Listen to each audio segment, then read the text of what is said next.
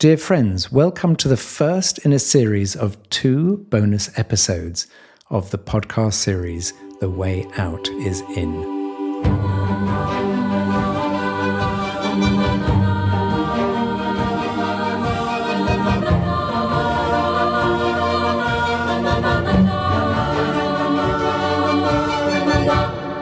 The way out is in.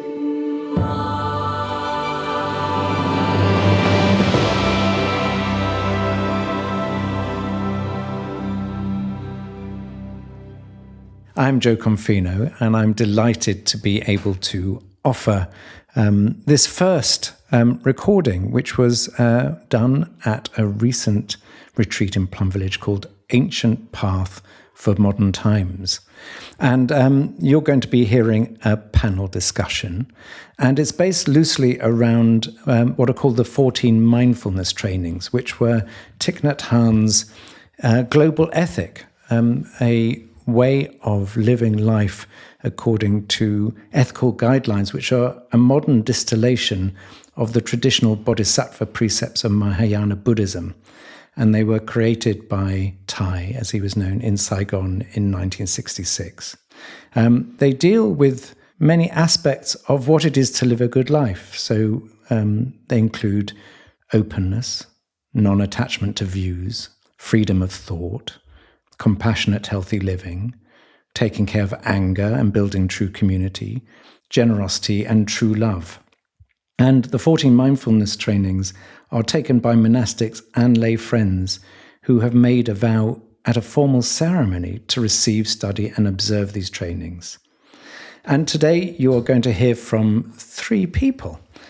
Sister True Dedication, who has appeared on a few of our podcasts already.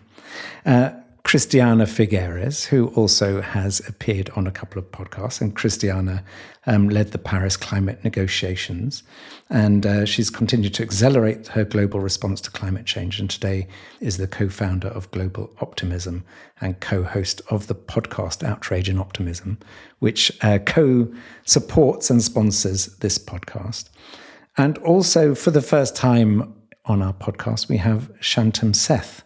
And Shantum is a Dharma teacher in the Zen tradition of Thich Nhat Hanh. He is known for leading Buddhist pilgrimage and other transformational journeys around India and Asia, which he's been doing for the last 40 years, nearly. He worked as a senior advisor to the World Bank, and he has set up what is known as Plum Village India, which is bringing the Plum Village teachings to India. And he does this through education, corporations, and the paramilitary, which we'll hear more of. And we hope you enjoy listening to this conversation, which is really based around what it is to be an activist in the world, but also to be at peace. So please enjoy.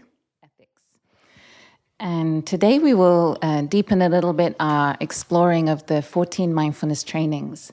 And as many of us know, the 14 mindfulness trainings, they're really a living training, a living path that we are exploring together. And they have their origin in the Bodhisattva vows. They are really something that can be a kind of a light, a guide, a torch for those of us who wish to relieve suffering in the world. They're our kind of teacher.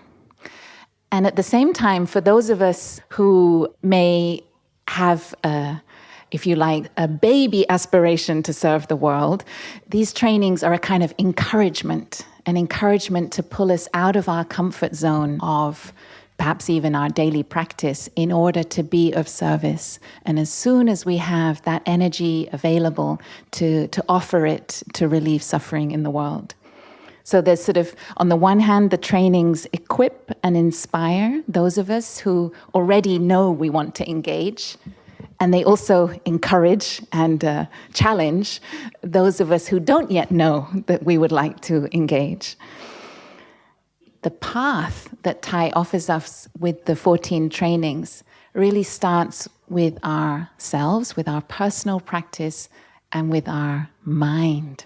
How we respond is as important with our body and mind, is as important as kind of what we do. So our immediate way of holding a view, practicing openness, practicing non-attachment to views. These are such important sort of first steps, and practicing freedom of thought and kind of tolerance. This is really the foundation of where our path begins. And the fourth mindfulness training, after the three on practicing with our mind and our view, is awareness of suffering. And Brother Phapu also touched on this yesterday, that it is our awareness of suffering that's what gives rise to our compassion, our wish to engage and to help. And that's what kind of motivates our path. Christiana, you said, we are living in troubling times, and apparently half of the world will go to elections this year. So it is a time of great political change. And then you said, and with the leaders that we have, or the leaders we might have, or the leaders we won't have, a question of whether there will be leadership that the world needs. There are so many armed conflicts around the world. There are so many refugees, people fleeing their homes. And there is so much kind of climate disruption, so much instability in the weather that each of us is experiencing, and we've been experiencing here in France and in Europe already this year. So it's a time of real kind of instability. And so when we talk about an ancient path for modern times, how are our 14 mindfulness trainings a torch to guide us through the forest of confusion? And that's what we will explore a little bit today. And I want to start I'll start with you, Shantum. You've deeply studied the Buddha as a human being, and that's been an important part of your own practice, to realize he was a very historical, real person living at a certain time in India. You know intimately all of those places where the Buddha was, where he walked, where his wisdom and insights kind of manifested. And do you think the Buddha felt that these teachings were powerful enough to bring an end to war, that they could stop violence and injustice and just bring kind of everlasting peace? Do you think the Buddha thought that these teachings had that power?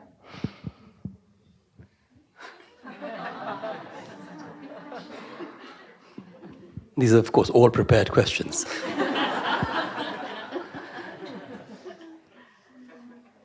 At that time, too, there was conflict, war, discrimination. And in his search, he realized that really, as the UNESCO people say, war starts in the minds of men, or minds of people. And through his own realization of interbeing, or the understanding of non-separation or interconnectedness, he realized that this transformation is possible individually and collectively, I feel. And that human beings had greed, anger, a desire for acquisition, hate, all these sort of human mental states that we still carry. And I feel that these 2,600 years, we haven't changed very much as human beings. We've changed technologically. But I think the Buddha tried very hard, even at that time, to bring a sense of peace. But he failed a number of times, and he succeeded a few times. So there were instances of war where he managed to persuade somebody, a man called Viduddhaba, to not invade Kapilavastu 3 times, but then he failed, and Viduddhaba then destroyed Kapilavastu after that. On the other side, he helped bring some sort of understanding between 2 large kingdoms of Magadha and Kushala by befriending both the kings. So I think the Buddha felt his path is the potential of human beings. I think we all have that potential in us, and he saw that potentiality in us. And some of us who want to wake up to that potentiality, then we have the, for want of a better word, the toolkit, but we have the path. And that ancient path, which has been transmuting itself through different cultures and through different times, and is completely as relevant today to transforming our world situation and our individual situation, our family situations, as it was then. But it's not an easy path because it's counterintuitive. We are very caught up in the I, the me, my nation, my horse, whatever it is. So it requires a shift. And then it's sometimes that when we come to a place like this, that we realize the potential of the collective shift. We can see that when we sit together. And I think the power is much stronger. And so the Buddha saw that. He saw the power of the Sangha. And that's why I think his third jewel is the Sangha. And I think that was one of his great insights, that yes, we can look at a human being or a person or an entity as a great teacher, the teachings, but the Sangha is hard work. And I think that's one of his realizations, and how that path would have transformed many, many people, and still is. Thank you, Shantum. And yesterday we were hearing this wonderful phrase, active nonviolence. And in India there's this term, I don't know from which language, Ahimsa. And I wonder if you could share a little bit about this origin of this principle of nonviolence and what it has meant, what it maybe meant at the Buddha's time, and what it has meant in the journey of the people of India. The word ahimsa is a negative. Is the negative. So hinsa is injury, harming, violence. So ahimsa is the non-violence, the non-injury, the non-harming. Not just in physicality, but in actually psychological spaces, even in terms of oppression of people, in terms of discrimination, economic hardships. So ahimsa is a very large, it can be seen as a large concept. It was developed initially by many, many religious groups at the time of the Buddha and even before the Buddha. So people like Mahavira, who was the founder of the Jain religion, has ahimsa as a very core precept of their community, to the extent that violence would even mean farming. That he would say that don't eat anything which is under the ground, because by farming you're killing insects. The Buddha was more of a middle road person. But people like Patanjali, who's the Yoga Sutras, they are also very much part of this sort of ahimsa trajectory in India. And most recently, Gandhi. But Gandhi really was an important person in our living memory, because he took that principle of ahimsa into social and political action, and effectively managed to get the largest and strongest imperial power in the world to leave India. And he saw this as a form of active non-violence, as you're saying. There's another word he used, was satyagraha, which means the truth force. But he sort of thought ahimsa and truth were his two sides of the same coin. And what he did was he saw in many ways unjust laws. He would oppose unjust laws, but he would always see the person who was having to carry out the unjust law not as an enemy, but as a human being, as a person.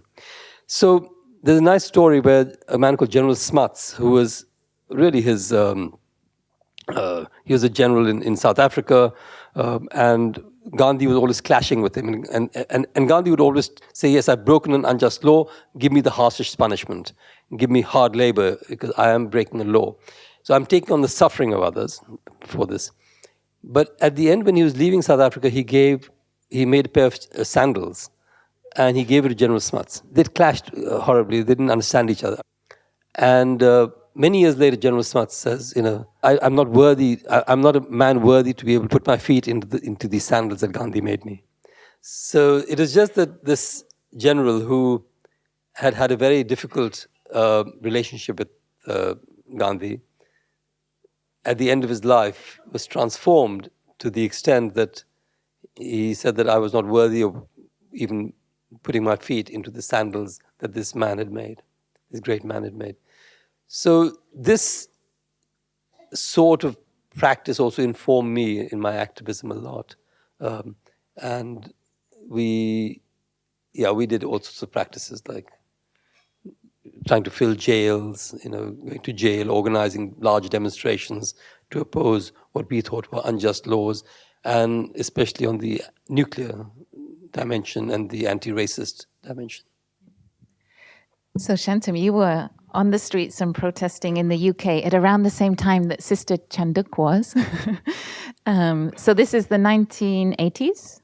Before you met Thay, so you were being arrested, you were at different protest camps. Would you like to share a little bit about how your activism was before meeting Thay and then how it kind of shifted after meeting Thay? So I'd suffered some direct discrimination when I came to England. As a backtrack, in 1975, there was a very draconian law passed in India. And my parents felt that it was good. They didn't want me to live in a fascist country and to leave India, so I went to England. There, I faced discrimination, especially for my color. So I got beaten up 3 times, spat on my face, etc. And when I went to the police, they told me that it was my problem because I was brown, black, or whatever. And it made me very angry. And so I got more and more involved with trying to be got activist. But luckily I met a number of white people who really helped me in this to set up. So I didn't become an anti-whiteist, which could have easily happened. But in that process of opposing the system, I became rather anti-everything. So, and then at one point I had a very bad car crash in a sports car, totaled it, and I woke up in hospital and I thought, what have I done in the world? I was fortunately I was making a lot of money in my career. And I said, no, I need to make the world a better place and do it now, as a good 23-year-old would like to do. So I left my job and got involved with activism, political activism. And I knew there was suffering. I was a shoemaker, actually, and I was buying shoes from India for a company called Clark's. And I could see the suffering, or the economic suffering of people who were making shoes in India. So I thought, okay, let me work on both the economic front and the political front. But anyway, this led me to be anti-everything, anti-apartheid, anti-nuclear, anti-sexist, anti-racist. And then to the extent that I even got elected in my university as a Green candidate. So, but I was so angry that it attracted people. When you're an angry activist, it attracts that sort of people. And then I went to jail, and then I burnt, and then one thing led to another, and I just basically burnt out.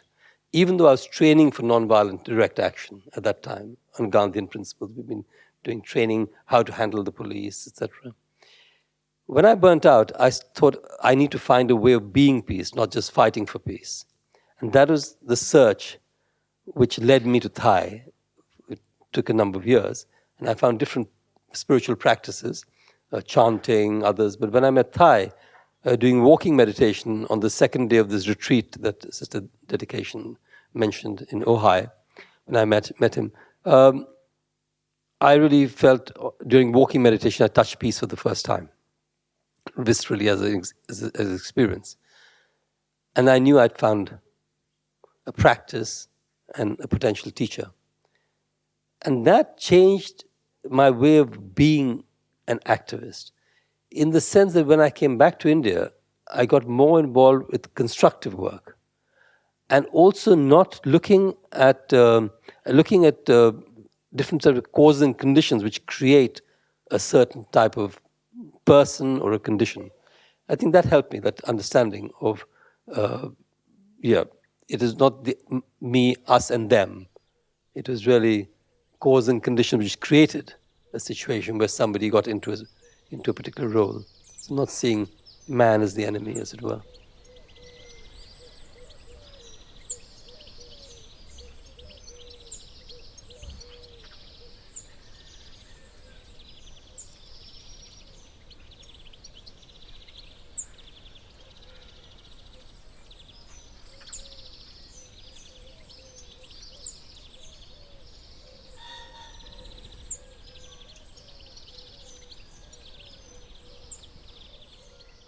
Thank you, Shantum. And I'd love to bring in Christiana to share a little bit about your path of activism. Do you identify as an activist? And where is your kind of passion? And is it angry? Are you an angry activist? So, first of all, I shy away from any definition of anything because I find it so unhelpful. But I would say that in my heart, I am a very engaged person in my field, which is the protection of our beautiful planet, and that I am actively engaged in that protection. I have many friends who call themselves activists who would look at me and say, "You're no activist, you're a total wimp."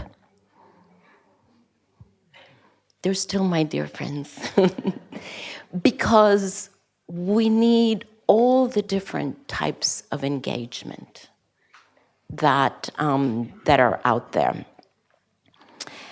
And just to illustrate how necessary that is in one of these international negotiations with all countries present leading up to the Paris negotiation, the negotiations were not doing well, and I had a good friend who was the head of Greenpeace, who stormed into my office and said, "This is outrageous what governments are doing.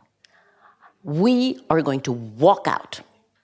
All of us, all the NGOs, all civil society, we're all going to walk out. And we're going to demonstrate against you." And I said, "That is such a brilliant move. Do you have everything that you need? Do you have enough microphones?" And he said, "I have 2 microphones." I said, "I have access to 6. You now have 8. When are you going to walk out?" "We're going to walk out Wednesday at 2:00. I said, "Okay, and what door of this huge building or set of buildings, what door are you going to use?" "We're going to use door number 2. I suggest you use door number 4 because there's more media at door number 4. And so we went through and improved that statement. That was absolutely necessary, of insufficiency of effort. Absolutely necessary. And it did turn out to be quite a demonstration. And I was just sitting in my office, watching all of this, going, "This is very good."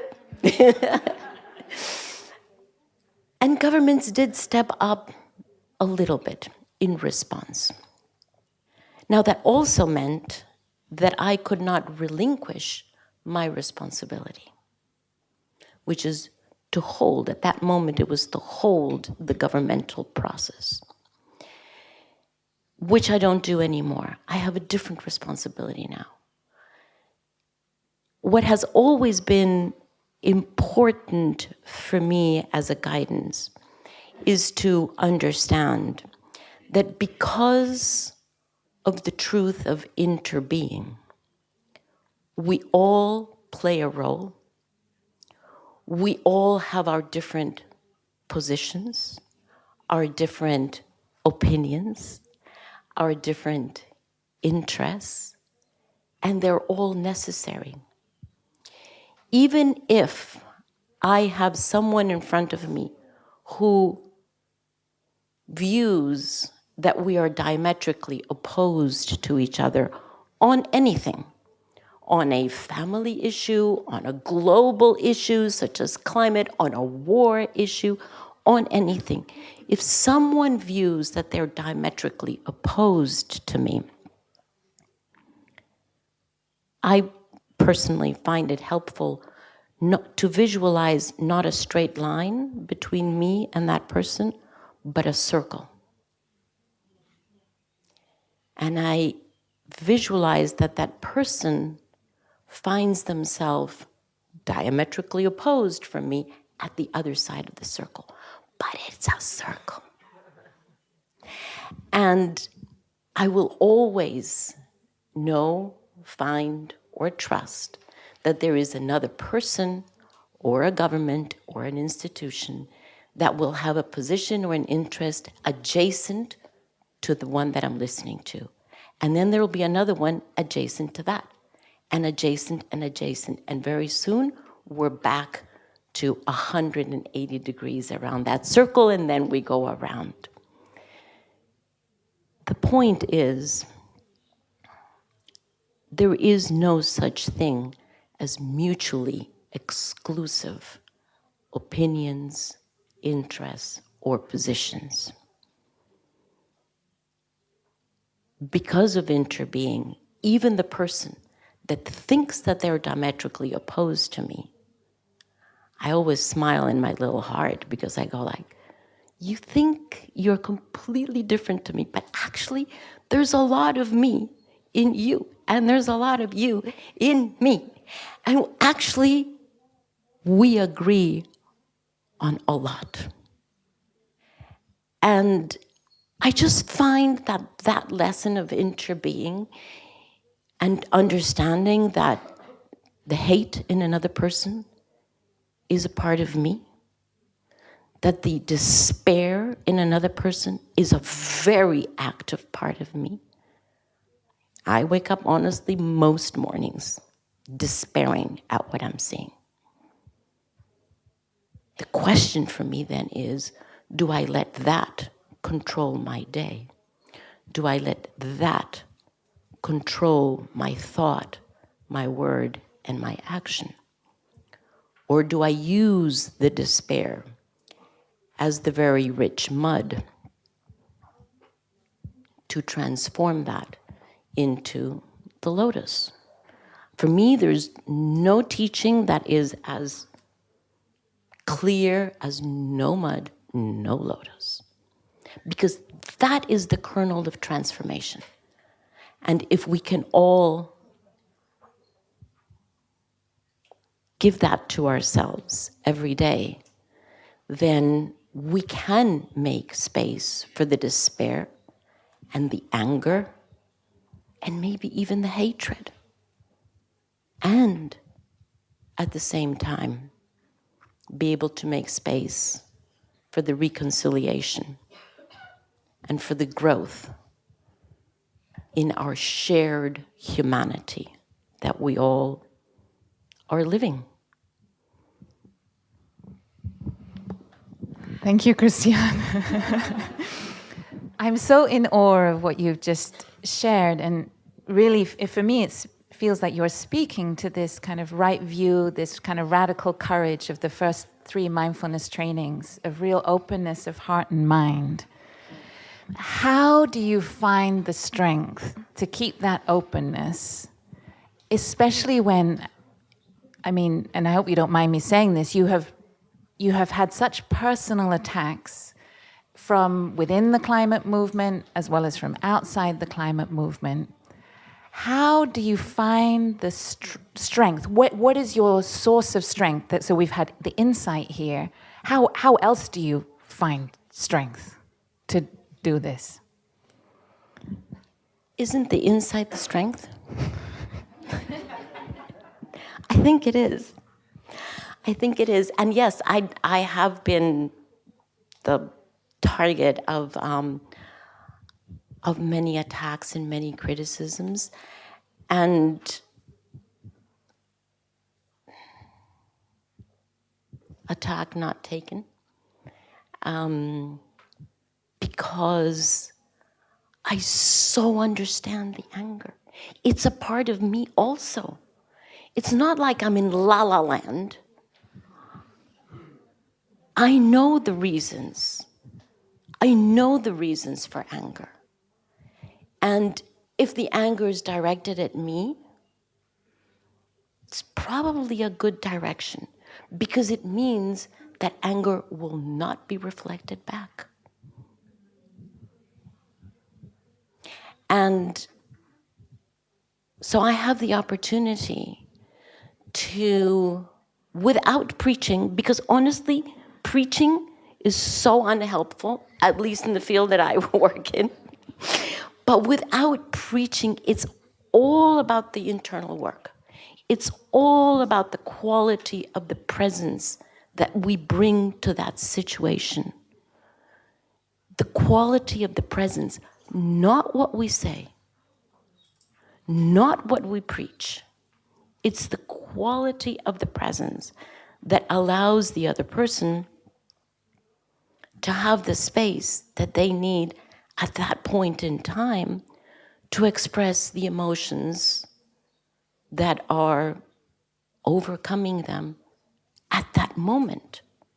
That is a moment in their life in which what is the seed that has grown from many things prior to the moment that we're in, many things in their life, many things that come from ancestors. It's a tsunami of anger. It doesn't have to necessarily, the boundary of that anger is not just what we are witnessing right now. It has longer roots, and I know that. And those roots are also mine. Those roots are also mine. So I honestly, I don't always manage to do this, but in my best days, if I can really embrace that and understand where the anger is coming from, and that what that anger needs is an embrace and an act of love and an act of patience. Somehow that anger begins to subside. And it is a gift that we can give to that person. But let's also remember that it's a gift that we give to the world. Because whatever interaction we have with one person is something that gets mirrored out there in the world. Whatever is in me, I mirror out there in the world. That is the miracle of systems change.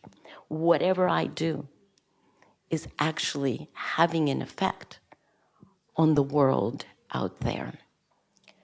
The other option is to let the world determine what goes on in here. And I did that for many years, and I can say it doesn't really lead us to very good results. So the invitation is actually to take that responsibility. What is the world in here doing? And how do I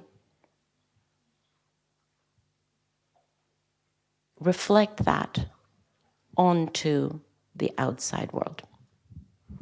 Thank you, Christiana. And it's so wonderful the way you sort of explain how our sort of inner landscape is also really that frontier of kind of collective transformation.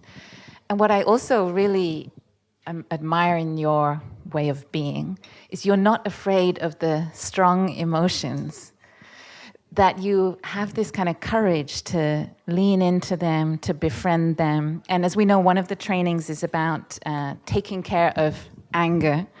And the line, it's the 6th training, and the line is, we will practice right diligence in order to nourish our capacity of understanding, love, joy, and inclusiveness, gradually transforming our anger, important word, gradually transforming our anger, violence, and fear, and helping others do the same. So you are practicing this beautifully, Christiana. And I kind of want to ask a little bit more about this anger.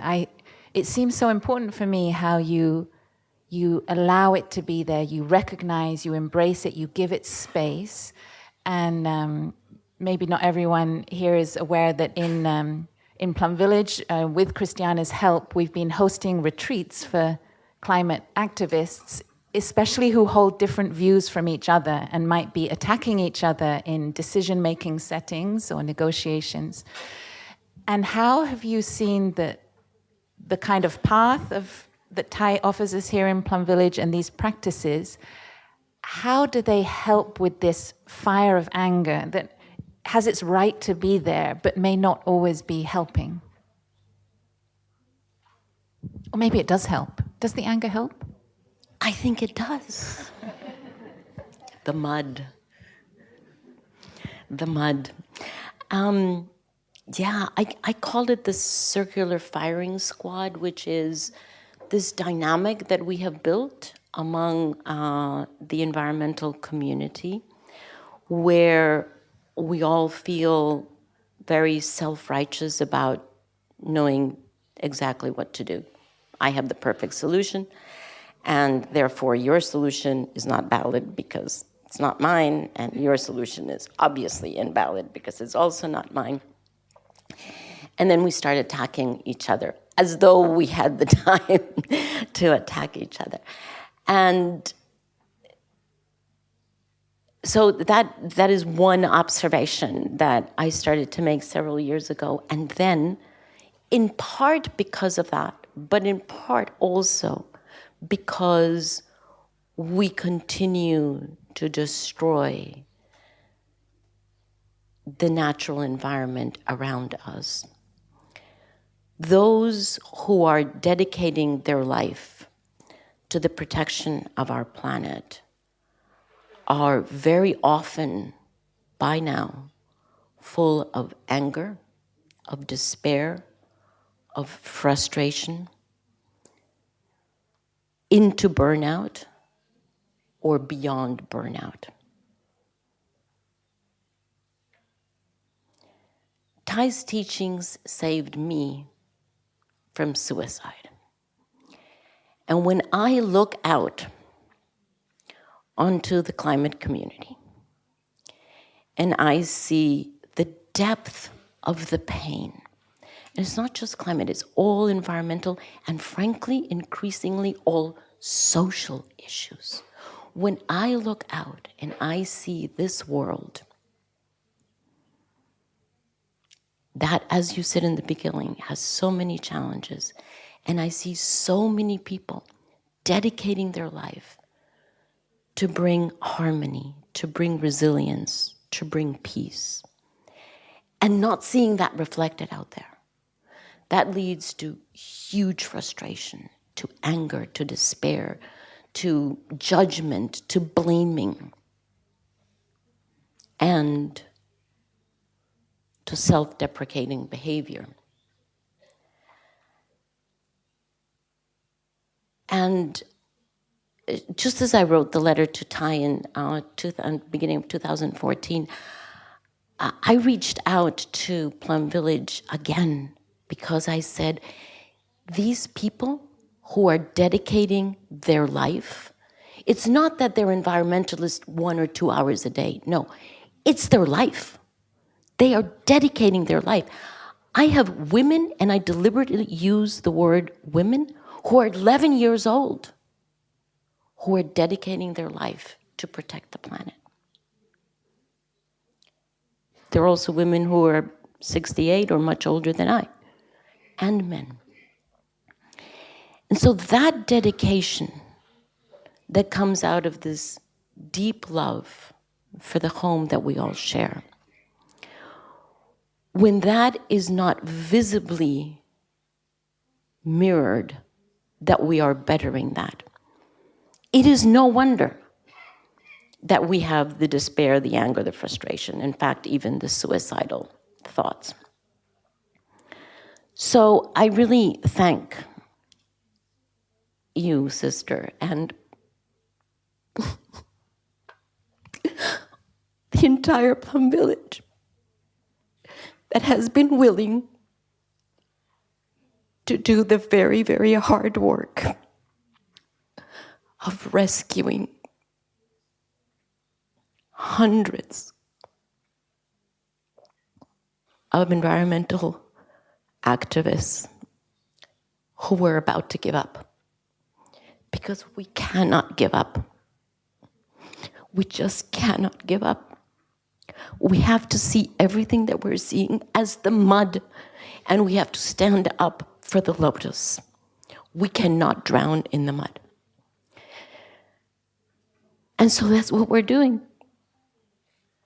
We're doing it with hundreds of brave, courageous, beautiful, dedicated people who leave those retreats literally saying to me, I will no longer consider suicide. I go back to the front line because I have a different way of being active now. I have a different way of seeing. I have a different way of thinking. I have a different way of acting. And they go back out to the front lines in Thay's footsteps.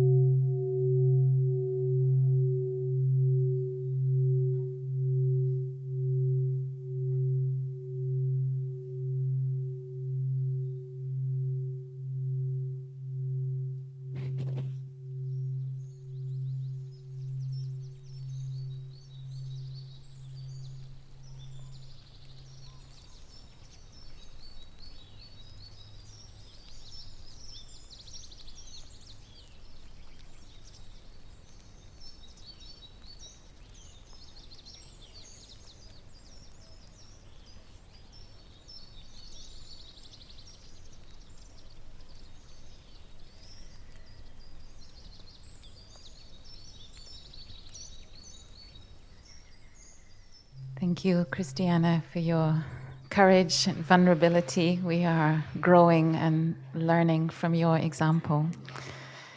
And Shantum, I'd like to turn to you a little bit again. India has just had an election. I believe the results were maybe announced today or being claimed today. And Shantum, how do you practice in your heart? Christiana was just saying, what do we do when the kind of leadership we're thirsty for is not being modeled in front of us? How have you practiced with your strong emotions, your frustration, and where do you go? Where do you put your energy? How do you practice with this? So thank you, Christiana. I've been very worried about this election, which just happened. And we have an interesting result where a particular party has won, but I feel they've in many ways lost, and the party that has lost has in some ways won. It's an interesting paradox because India was heading towards a very, very totalitarian type of government, and their power has been diminished. And so I'm actually heaving a sigh of relief since yesterday, a little bit.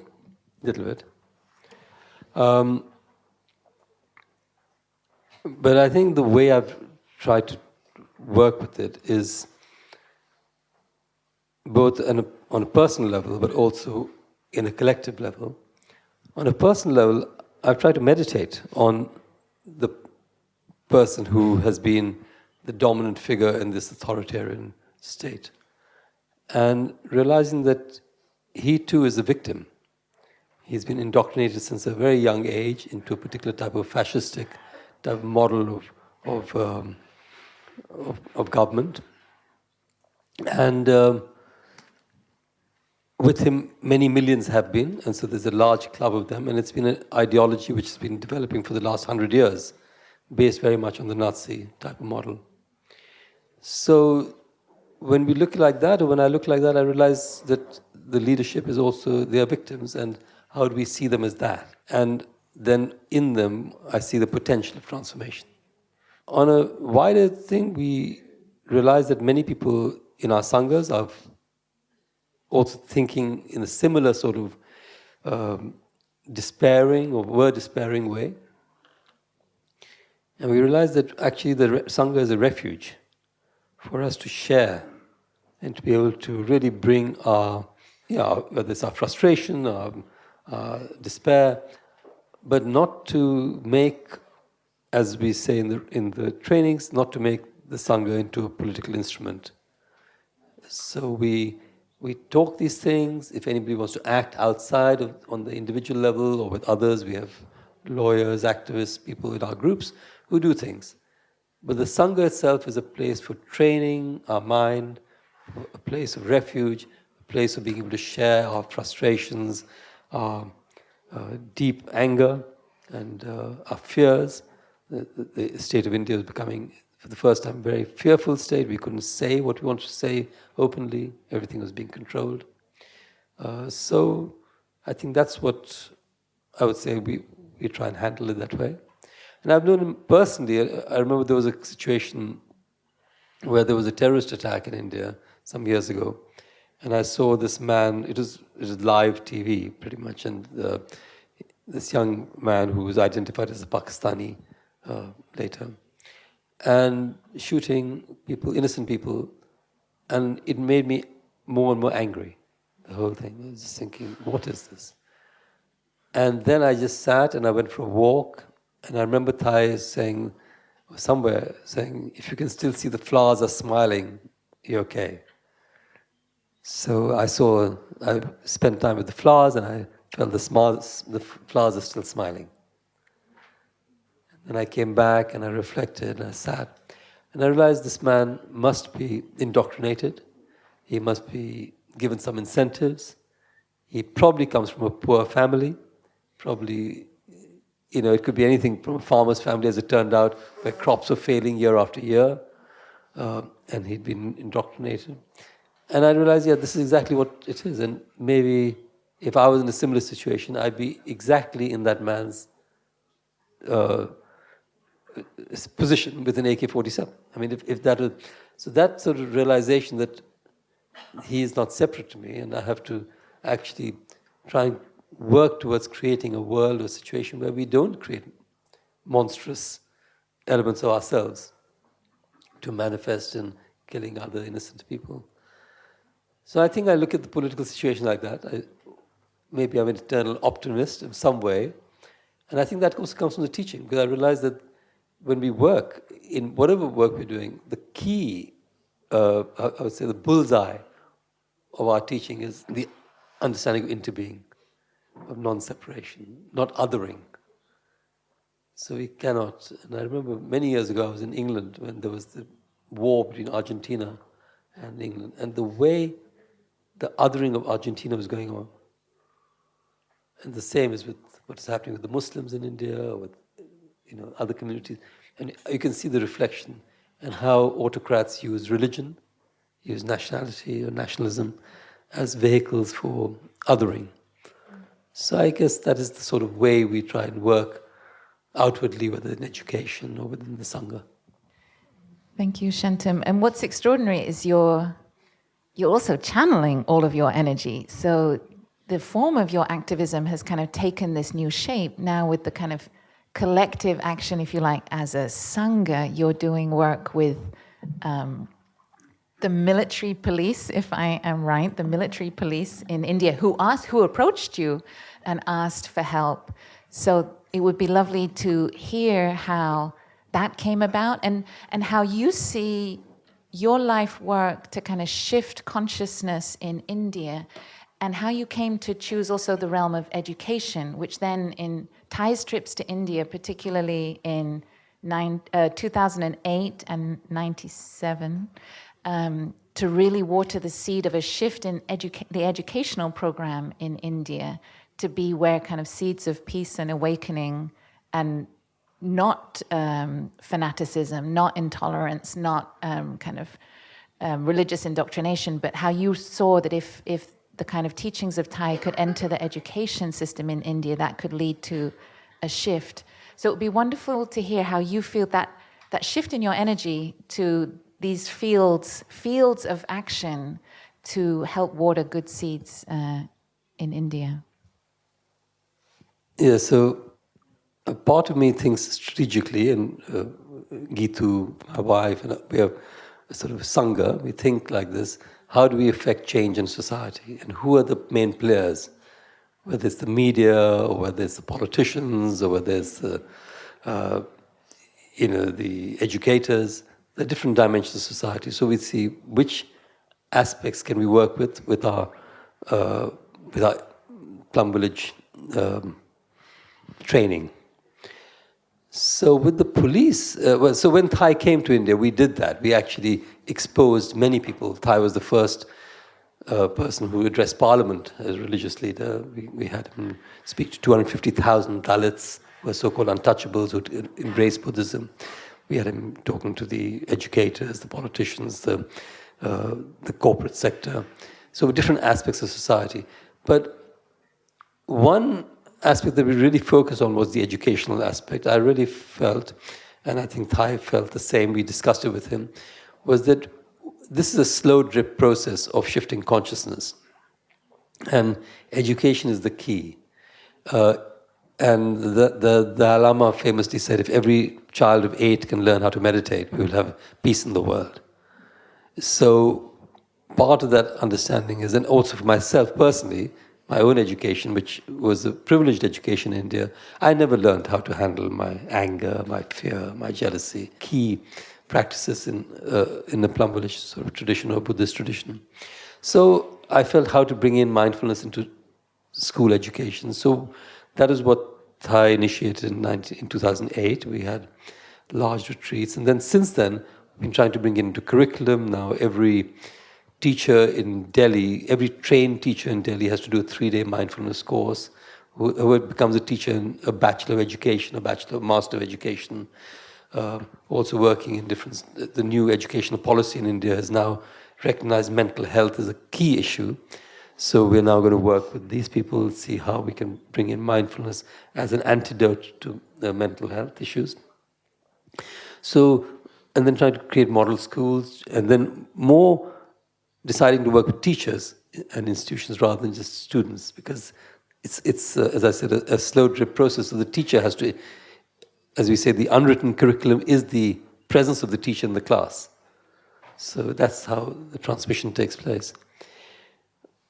But the police was interesting because there was a woman who was a Director General of Police who read one of Thay's books. And at the back of Thay's book, it was written that we have a Sangha in India. So she contacted us and she said that it's called the Central Reserve Police Force. It's the people who are armed police, like the army, but for internal security. So it's a very tough job. You have to kill your own people, who they call terrorists from time to time. So she said, but I'm having problems in my platoons, that in my brigades, that I'm getting more suicides and more fratricides. That means soldiers killing each other, than people being killed in armed conflict.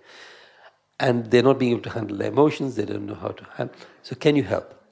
So we as a Sangha went to work with these people, and it was very transforming for them, but also transforming for me.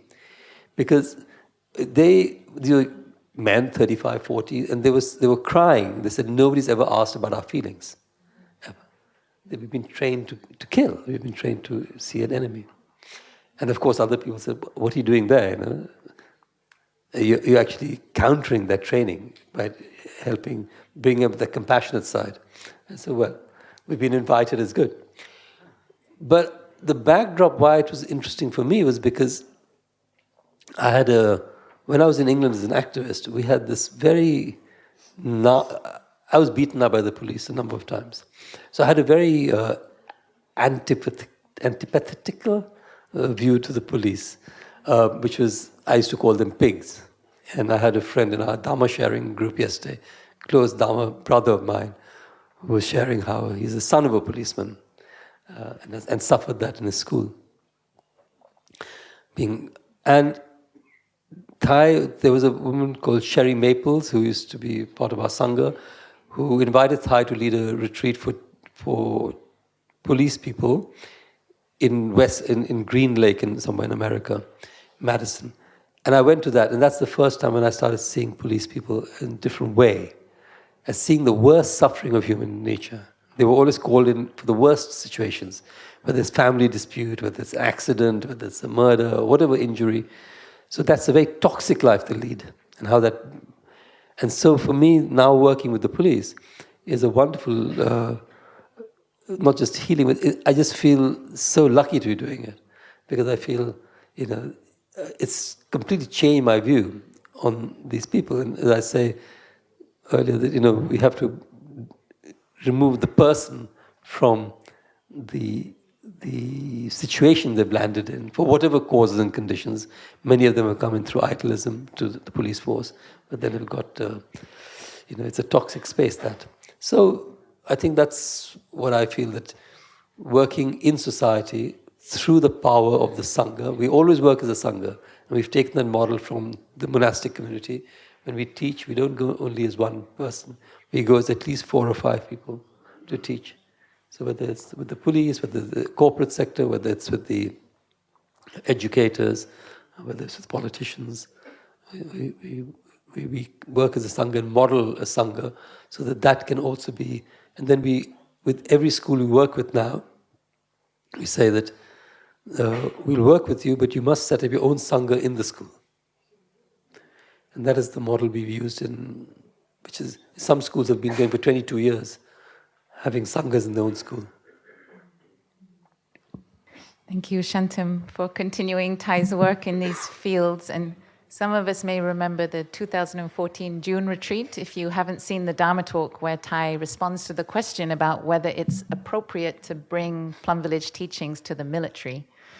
And Thay devoted a whole talk to address this question. And the kind of Thay's conclusion was that we have the right, and even if Thay was invited to teach the military, he would do so on the condition that he can offer the whole teaching, the complete teaching. And he says, because if you're able to offer the complete teaching and it can reach people, then probably they'll change career. But we don't offer a partial teaching that might then be kind of instrumentalized and appropriated for unethical ends. And this is somewhat what Brother Phaphu also was sharing yesterday, that sort of true mindfulness or right mindfulness always contains ethics within it. And if it doesn't have ethics in it, like, for example, using mindfulness to hold a gun and pull a trigger, actually that's not mindfulness. That would then just be concentration or focus.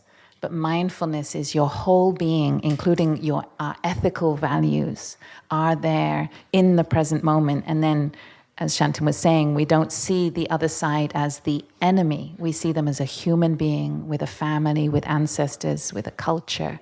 And then Thay said, and this is why you then can't pull the trigger. If you're truly mindful, you then wouldn't be able to pull the trigger because your ethics, your inner ethics and values are awakened.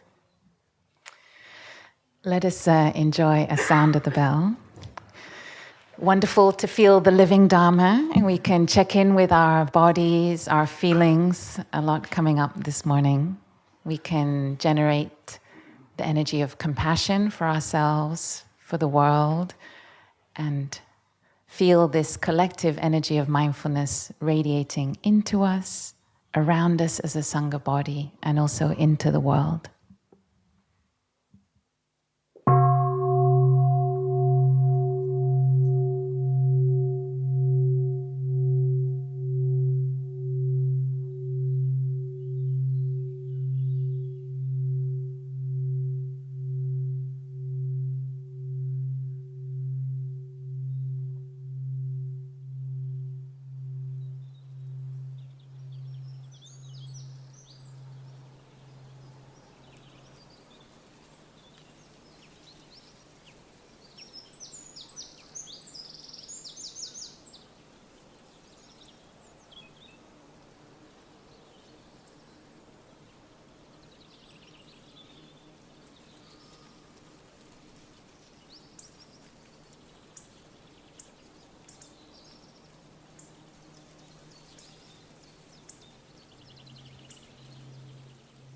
Dear Shantum, there was one kind of powerful thing you shared about how the Sangha in India has kind of been a sanctuary for everyone. And this is also an important teaching that Thay underlined. And we can find on YouTube a wonderful question that Thay was asked in 2013 in Deer Park Monastery in the last US tour that Thay did. I always think of it in my mind as the tiger question. But someone was asking a question because she was passionate because she realized this particular type of tiger was going extinct, and she was devoting her life to save those tigers because she wanted her grandchildren to be able to see these kind of tigers. And she was feeling frustrated because when she wanted to go on protests and organize different things for the tigers, the whole sangha wasn't coming with her. And so she was asking Thay, how to mobilize the sangha to come on the protests to protect the tigers, because otherwise the world won't have tigers. And Thay gave a very deep answer about how the role and kind of function of a sangha is primarily to be a spiritual refuge and a sanctuary for each of us, whatever our activism is, whether it's saving tigers, saving the planet, being very busy in sort of social or political realms, bringing change, bringing justice to those places. We need a sangha that is a safe refuge where we can touch sisterhood and brotherhood in Thay's terms, touch peace, touch stillness, rest, relaxation, joy, and so on. So thank you, Shantum, for drawing this out and showing how powerful it has been also to support your Sangha through times of polarization in India, which are also times of polarization in the world. And there's one more theme I'd like to explore. It's a little bit around the sense of feeling helpless and feeling like we are somehow a victim of powers outside of ourselves. So we may witness things with our eyes and hearts. We can see things sort of in slow motion unfolding, and we feel unable to do anything. And then we can kind of feel like we have no agency, that we are kind of a victim of that situation, and the other people are the perpetrators of it. And this is a really challenging thing because it connects both in terms of our personal practice, but also in terms of the impact of our personal practice. Is it true that we are a victim of powers outside ourselves? Is it true that a lot of power is held in very few hands? And how could the power of our practice possibly match to that? In German, there's a fantastic word that is Jein, which means yes and no at the same time. I wish every language would have that word. Let me see, organizing my thoughts here. First, I know that it is difficult to see a bigger picture when we are faced with the destruction and the suffering and the injustice that we're witnessing right now in the world.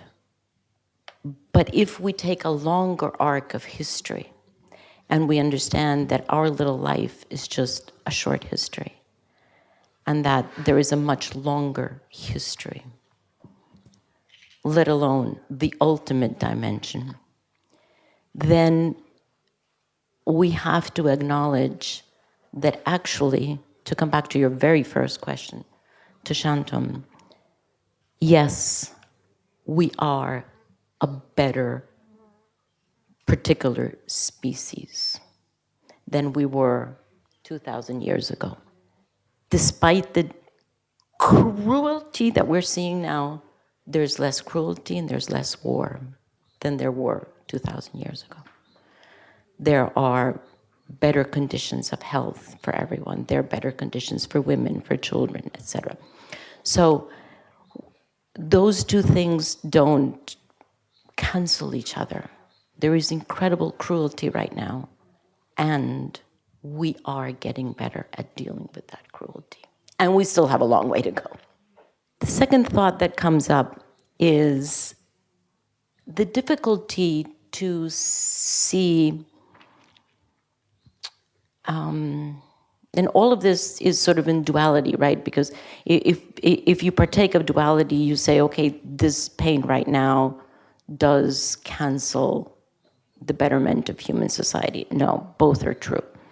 The other duality, or non-duality that we have to understand, is that systems change, which means big picture system, the political system, the economic system, the extractive system, the financial system, all of those big systems that sort of hover over us, and we feel so helpless because they're such big systems. How can I have any input on them? And so I have always found it helpful to understand that systems change because we all want some kind of system changing. Systems change is deeply personal. And it is deeply personal for two reasons. One is that it is only through changing my own personal internal system that I can develop the capacity, the understanding, the space, the compassion to be able to go out there and affect the change that I want to change. Because if you don't do that, you end up affecting the system anyway in the wrong direction, toward more destruction. It is only through our internal work that we then develop the capacity to affect change out there toward a better world, a more peaceful world, a more just world. The second reason why systemic change is deeply personal is that which you have already mentioned, sister, which is each of us personally has to decide where and when and how we engage. That is not something that anyone can decide for us. You decide for yourself, you decide for yourself. We all decide where do we want to engage. And some people will say, I want to engage only by myself, my individual. Fantastic. One strong, clear individual in the world is huge. Or someone may say, I want to engage at the level of my family. Fantastic. Or someone may say, I want to engage at the level of my town, my city, my province, my state, my country, my planet. All of those are options. None of them are better than the other. We all need to decide where and how and when we engage. But that is the choice that we make to take our personal agency out into the world and understand that that system's change is within my power to influence. So systems change is not out there, it is deeply personal.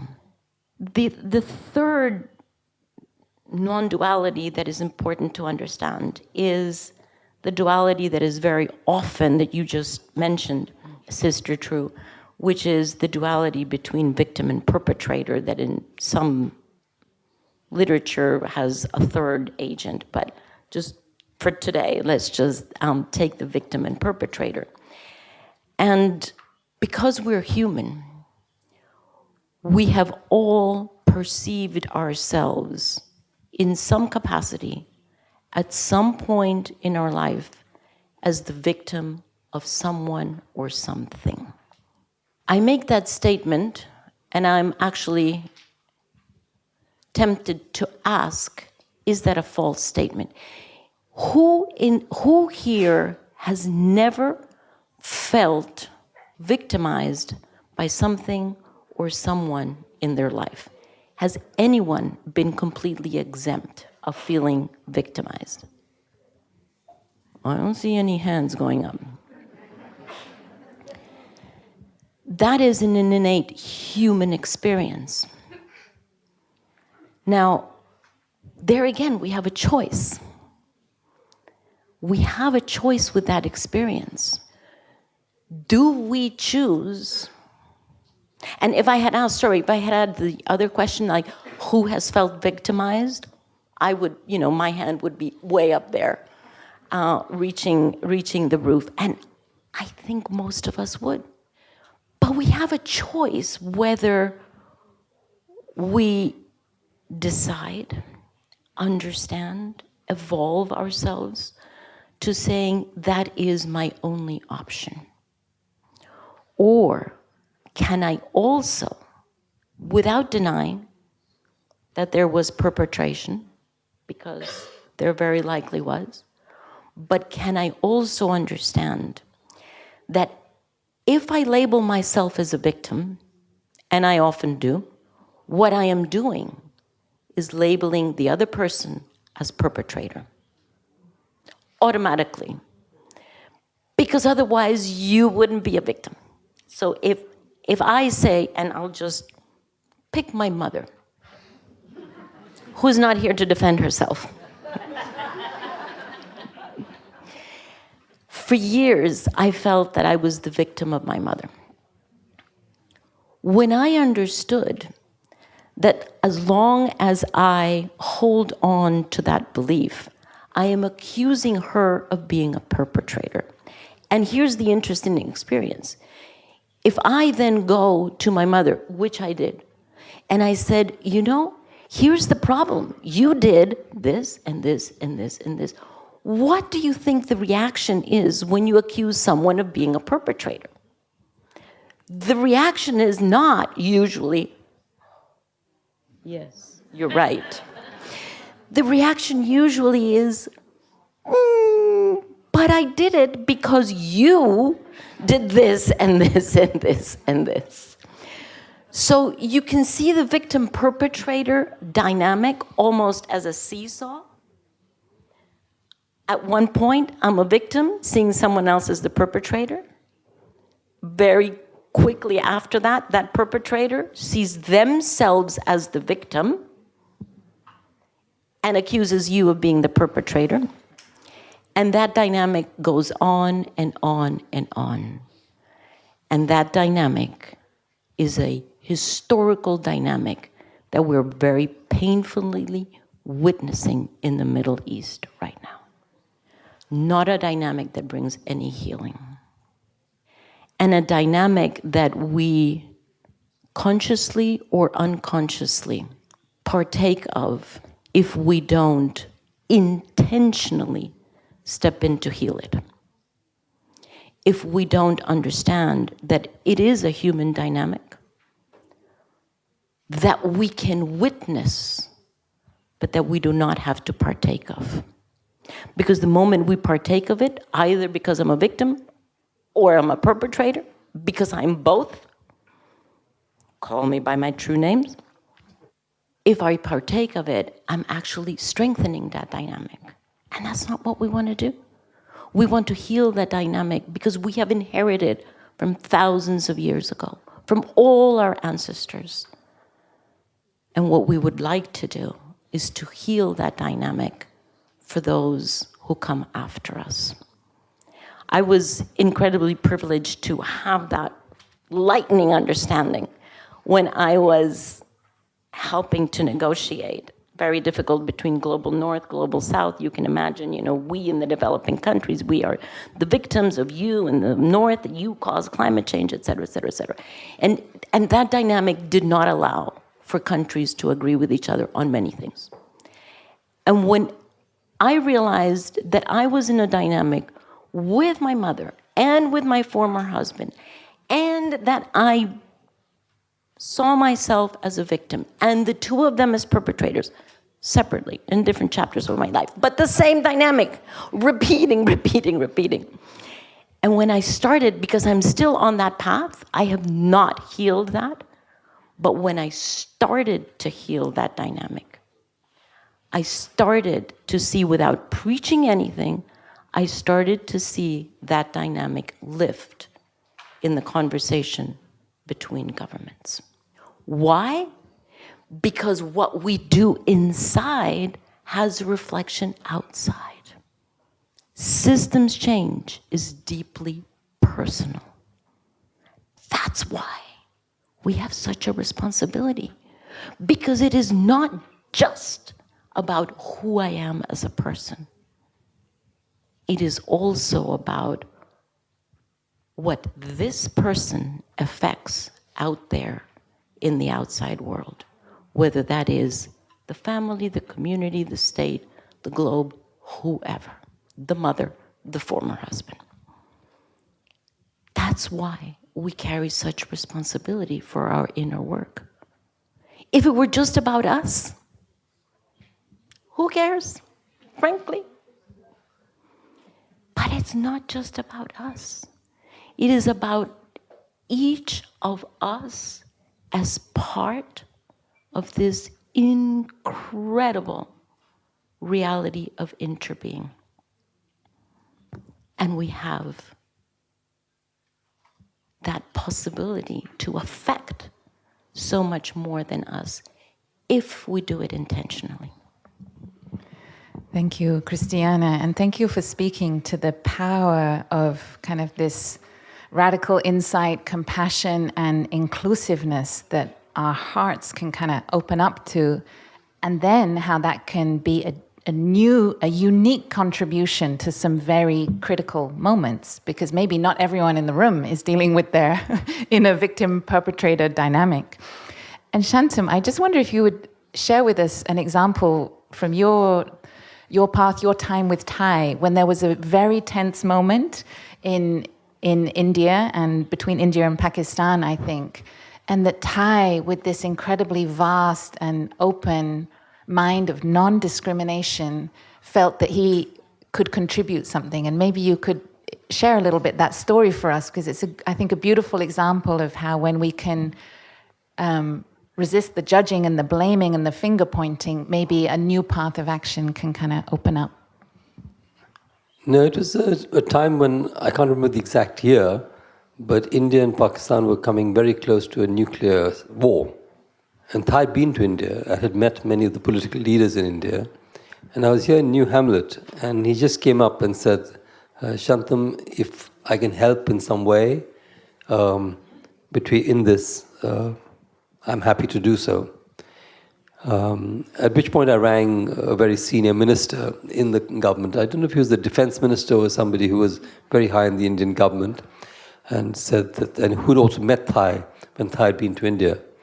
And as I said, Thay had addressed parliamentarians there. So, and then he said to me that just as of a few hours ago, this situation is now eased off, but please thank Thay for his offer.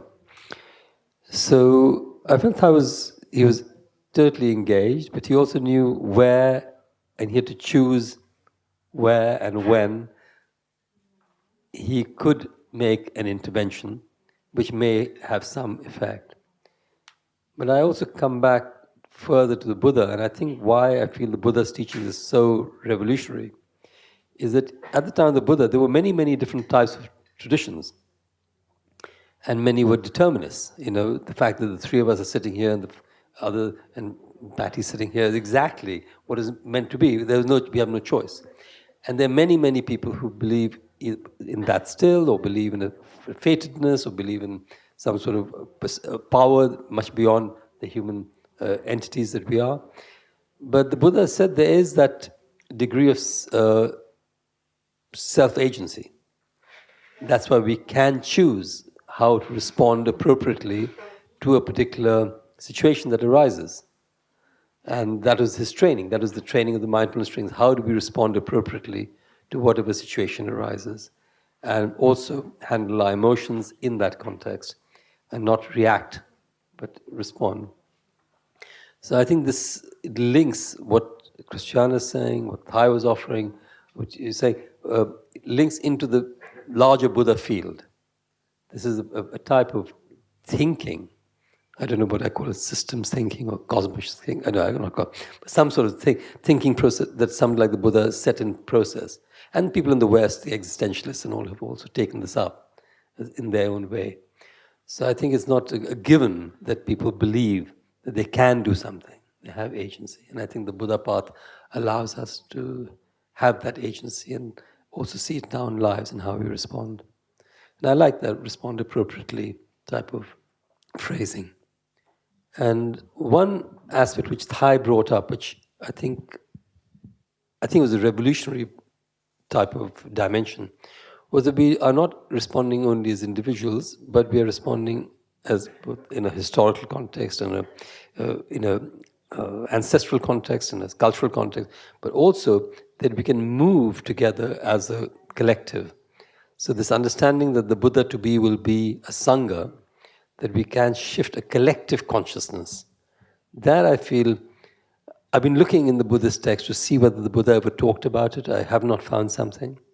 But I know this is when the Buddha talked about interbeing, he must have understood this, and Thay was very strong in this, on how we as a collective can shift as a consciousness. And once we shift consciousness, then all these other elements, like how do we act and how do we see the other, so I feel the work has to be about shifting our collective consciousness and our individual consciousness, not just about political structures, which I was very keen to do when I was a political activist. I think from there I moved to understand the spiritual dimension of change, and both internally and externally, and how to see that as a movement for all of us to do together, and other beings too. Thank you. Thank you, Shantum. So this, for those who are students of the 14 trainings, this relates very deeply to the 8th training, where we have the line, it's the training on true community and communication. And it's very challenging, very much a work in progress, I think, for all of us. We will take responsibility for all the ways we may have contributed to a conflict and keep communication open. We will not behave as a victim, but be active in finding ways to reconcile and resolve all conflicts, however small. So just to, however small or large, exactly. I think it's so powerful to be able to come back to the training, see these parts, that we're sharing these stories and experiences, and a lot of them relate to very particular lines in our training. Christiana, you picked up the microphone. Do you have a further thought? I see that we are coming. Okay, there's the bell masters invited a sound of the bell. We're coming towards the end of our time, but we will maybe listen to Christiana, and then we will draw our sharing to a close. Actually, sister, I picked up the microphone to ask you a question.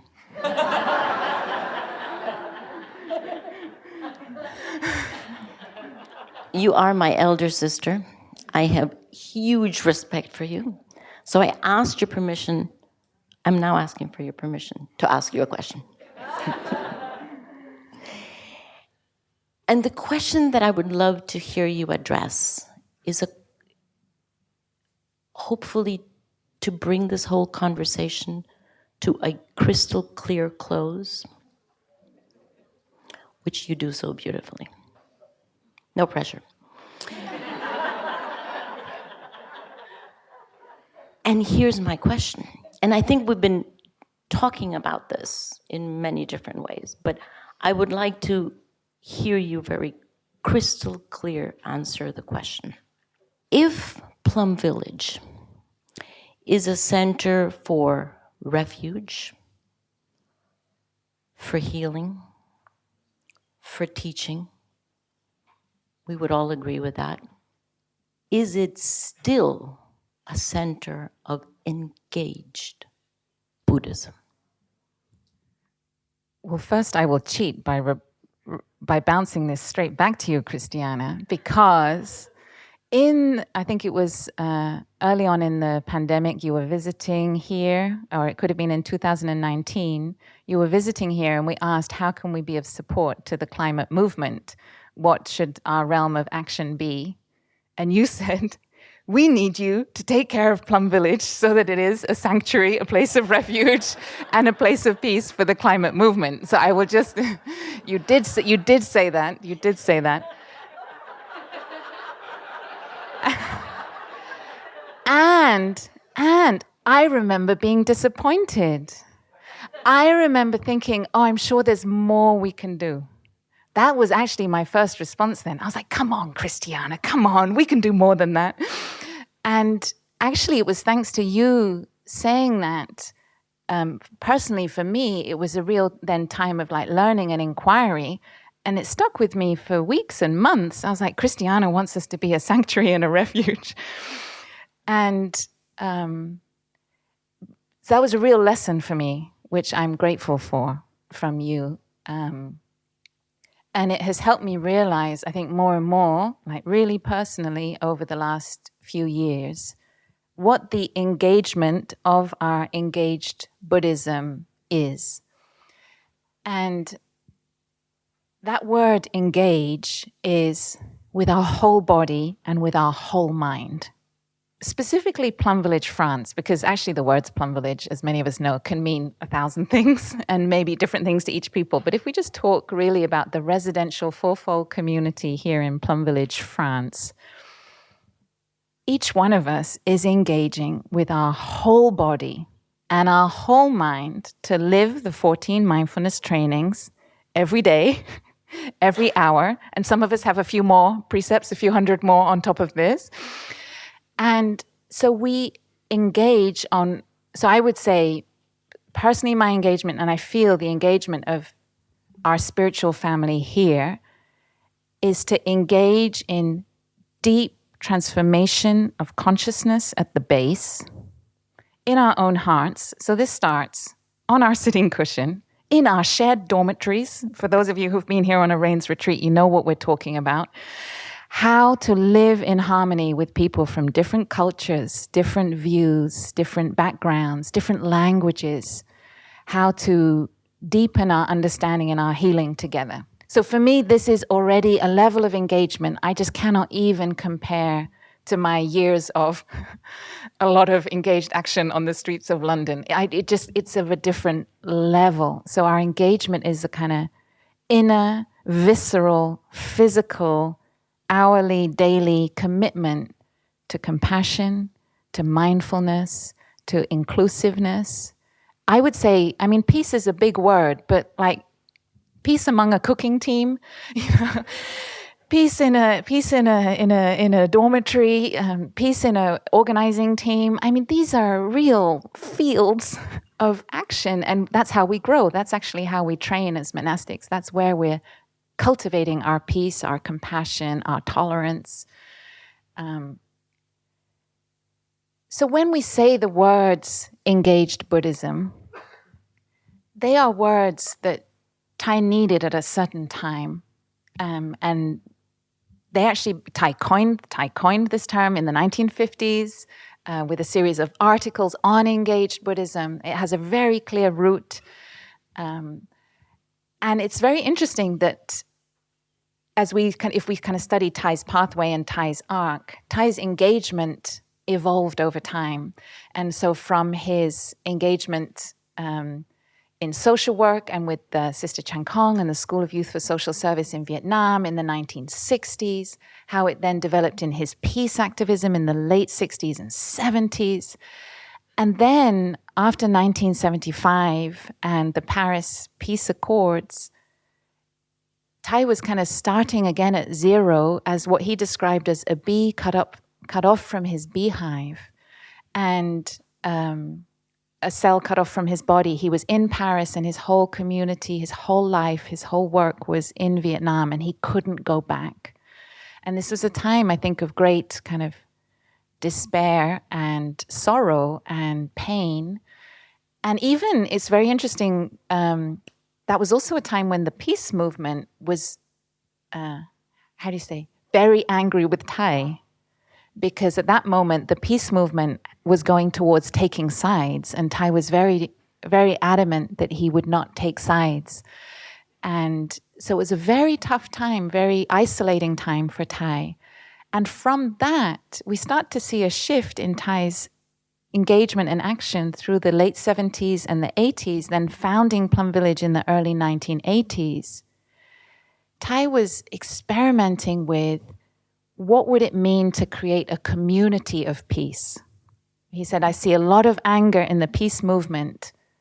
What would true peace look like? An international community, a fourfold sangha, what would this look like? So the engagement of the 1950s and 60s for Thay then took its expression in the creation of Plum Village and creating the practices of peace that we experience here. And we see a shift also in Thay's teachings and evolution in the 1990s, where Thay, there's some photos, they circulate often on the internet of Thay joining protests in the 1980s, like for the campaign for nuclear disarmament and so on. And that's exactly the time when Thay was saying there is a lot of anger, too much anger in the so-called peace movement.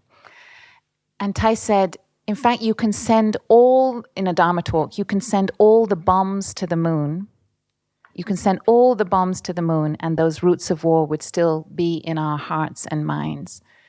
So I think the kind of peace project, the Engaged Buddhism of Plum Village, is very ambitious, actually. It is. What if we took thousands of people? I think last year it was 6,000 people came and spent at least a week here. So if you take thousands of people and we train for 7 days, 14 days, 3 months in the art of living peace, touching peace with our way of breathing, walking, eating, listening, and speaking to each other, that is a huge engagement, that is a huge action into the collective of a different way of seeing and being that has been felt in people's bodies. It's not just words on a page. It's not just a petition or a statement or something. Like thousands of people have experienced this kind of transformation. At one point with Sister Chang Kong, we were trying to count how many people have committed to the 5 mindfulness trainings. It's more than 300,000, probably at this point more than 400,000. It is hundreds of thousands of people who have participated in a ceremony for the 5 mindfulness trainings. So not just read them on a page, but are bringing them into their lives. And I think this is the kind of systems change, the kind of engaged action that Thay felt was the most deeply effective and enduring. And then when Thay ultimately coined in the creation of the EIB in 2008 this term, applied Buddhism, what Thay was trying to say was, actually, some of us may think, applied Buddhism is kind of weaker than engaged Buddhism. Actually, it's engaged Buddhism plus, because what it means is mindfulness, compassion, and peace applied into every moment of our engaged Buddhism. So we can't define engaged Buddhism only as this or that action, but it is applying a certain quality of presence and being and ethics to every aspect of that kind of engagement. So here, as I think our role as Plum Village is to be, yes, this sanctuary, yes, this refuge, but it's not in any way static. This is a kind of living, breathing organism. We're made of everyone who comes through Plum Village. You might be transformed, or everyone who comes might be transformed by coming here. We are transformed by you. We learn from you. There's a kind of collective organism that is learning from each other, growing and evolving together, and being a kind of touchstone then for people to shift their paths then out in their daily lives. So I think the engaged Buddhism is still there, and it has this sort of added edge of every action we take, every field of engagement, to have a quality of presence in how we do it. And that is the applied part. And I think the theme of this retreat is applied ethics for an ancient path for modern times. And that is, I think, what the world needs most right now. It's what you've both been speaking to, which is the way we show up, the quality of our presence, whether as teachers or whether as leaders in political or the climate movement, or in our own organizations, in our families. That quality of applied mindfulness in our presence is our engagement, and that's what the world needs most. I think sometimes, like when I first came here and I heard this thing about how our quality of presence is important, 20 years ago, that seemed so obvious. But now, with phones, with everyone's agitation, with the kind of constant information overload, literally, to have a deep, compassionate, peaceful quality of presence, like in your next family gathering. Like, this is a revolution. This is going against the stream of the direction of our society right now. And Thay was really pointing to this. Don't underestimate the power of our applied mindfulness, the quality of our presence in the most simple moments. That is how we can take our civilization in the right kind of direction. Thank you so much, everybody, for being here. Thank you for your listening. Thank you, Christiana and Shantum, for being wonderful teachers to us this morning, friends on the path. Let us listen to 3 sounds of the bell to close.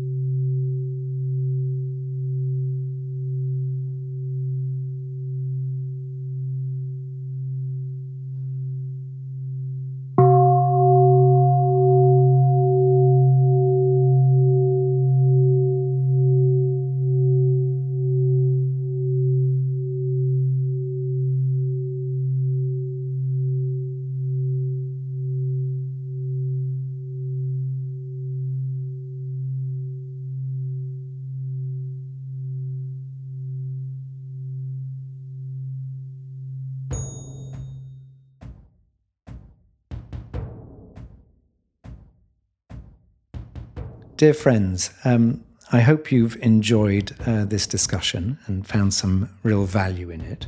If you like this episode, then you can find all the other episodes of The Way Out is In on Spotify, on Apple Podcasts, and in fact any platform that has podcasts.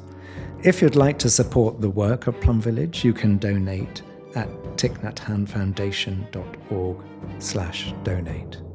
I hope you are well and happy, and see you next time.